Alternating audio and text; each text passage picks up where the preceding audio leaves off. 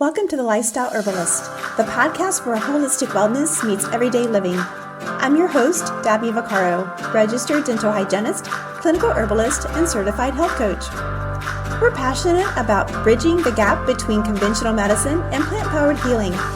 Whether we're diving into oral microbiome health, the power of adaptogens, or just simple steps for vibrant living, our goal is to help you feel empowered with practical science-backed and earth-grown solutions. So grab your favorite cup of tea as we dive into this episode. Welcome back, everyone. Today, we're talking about a sign of illness that millions of people see every single day, and they dismiss it as being completely normal. We're talking about bleeding gums. And if you're brushing your teeth and you see a little pink in the sink, or you floss and there's blood on that string, the most common reaction is, "Oh, I just need to floss more." Or worse, "It's just how my gums have always been." We've been conditioned to think it's a minor irritation, a sign of our own neglect, but never a real problem. And as dental professionals, we often minimize the bleeding that is found. We say, "Oh, you're bleeding a little bit, you have a little bleeding here," when really it should be alarm bells. But I want you to consider this for a moment. If you washed your hands and they started bleeding, you wouldn't just shrug and say, "Well, I guess I should wash my hands more often." You would be really concerned, to the point where you might even go to the doctor. So why do we accept this standard for our gums? The truth is, bleeding gums are not normal. They're not a rite of passage for brushing your teeth. They are a fundamental sign of inflammation and disease. A red flag waving from your body that says something is out of balance.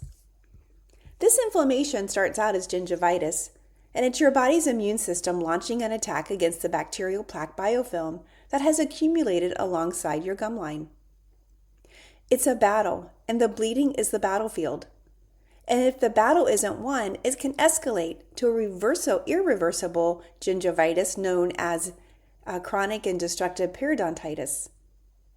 Gingivitis is reversible, but periodontitis is not, and it has been linked to systemic health issues far beyond the mouth. But here's the critical point I want every listener to understand. Resolving this inflammation is almost never as simple as just going to the dentist or the dental hygienist for one cleaning. That professional cleaning is essential. It's like calling in an airstrike on the enemy fortifications. It removes the hardened calculus that you can't brush away, but it doesn't change the environment that allowed the enemy to build that fortress in the first place. The real lasting cure requires a partnership, a detective story where the clinician is the guide, but the patient is the primary investigator. Because the root cause of gum inflammation is multifactorial, it is a complex problem and a puzzle unique to each individual. Your hygienist or periodontist can guide you, but the hard work of discovery happens in your daily life. You live with yourself 24/7, and that 60-minute appointment twice a year is not going to be enough time to figure out the root cause. So let's break some things down. First, consider your diet. We talk a lot about sugar feeding the bad bacteria, but it's not just about cavities. That sugar is a superfuel, and it's specific inflammatory pathogens and targets your gum tissues.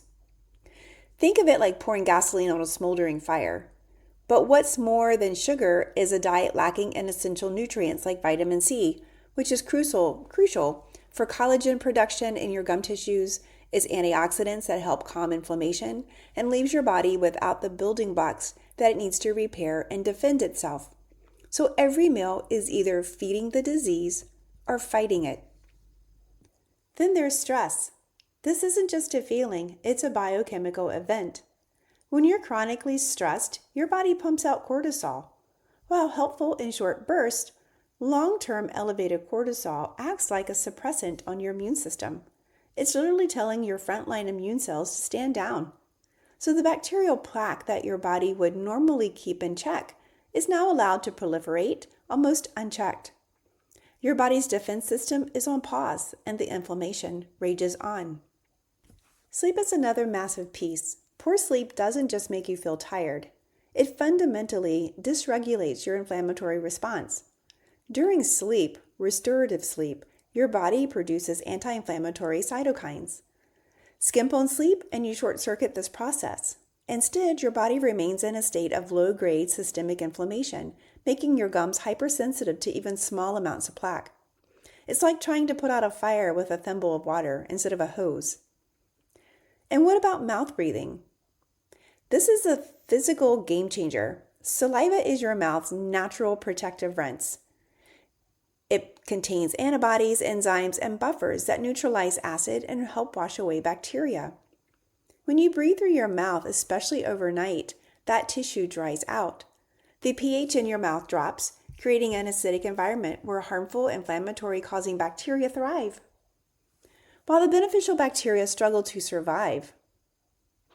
You're essentially creating a desert wasteland for the good guys and a perfect playground for the bad ones.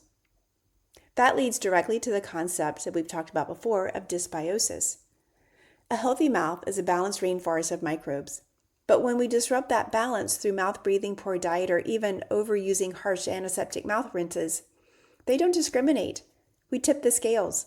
And that harmful bacteria form a stronger, more resistant community known as a biofilm. And your simple brushing, it won't penetrate it. It's no longer just about having bacteria. It's about which ones are in charge. And finally, how's your plaque control technique? This is where the partnership with your clinician is so vital. You might be brushing really well, at least you think so, but maybe you're missing a critical area where the gum meets the tooth, the sulcus. You might be snapping the floss through the contacts instead of gently wrapping it around each tooth. Your unique anatomy, with either crowded teeth, bridge work, or even dexterity of your hands, might require a special tool. Water flosser is a great tool, along with an interdental brush or a little soft pick, to effectively disrupt that bacterial biofilm. It's not about working harder, it's about working smarter, with the right strategy for your mouth. You see, it's never just about one thing, it's a cascade. A stressful week leads to poor sleep, which weakens your immune response. It makes your gums more vulnerable to that bacteria fueled by your sugary comfort food. It's a cycle. But the empowering part is that by understanding these connections, you can start to interrupt that cycle. You become the detective in your own health, gathering clues with your clinician to find out the root cause and not just treat the symptom. The journey to healthy gums isn't about becoming the expert on your own body. It's about paying attention, making connections, and understanding that the health of your mouth is not separate from the health of your entire being. So the next time you see blood in the sink, I challenge you to reframe that moment. Don't see it as a failure, but as a message. It's your body asking you for help. It's the starting point of a conversation with your clinician. Not just a quicker cleaning, but a deeper investigation. Because achieving true oral health isn't about a single appointment. It's about an ongoing collaboration to find and address the root cause, and to finally put the myth of normal bleeding gums to rest for good. Thanks for listening. If you have any questions, please send me a text or an email. I'd love to hear from you. And if you know someone who has bleeding gums, maybe you can forward this to them. Maybe there's something in here that they can investigate as well. So, next time, until then,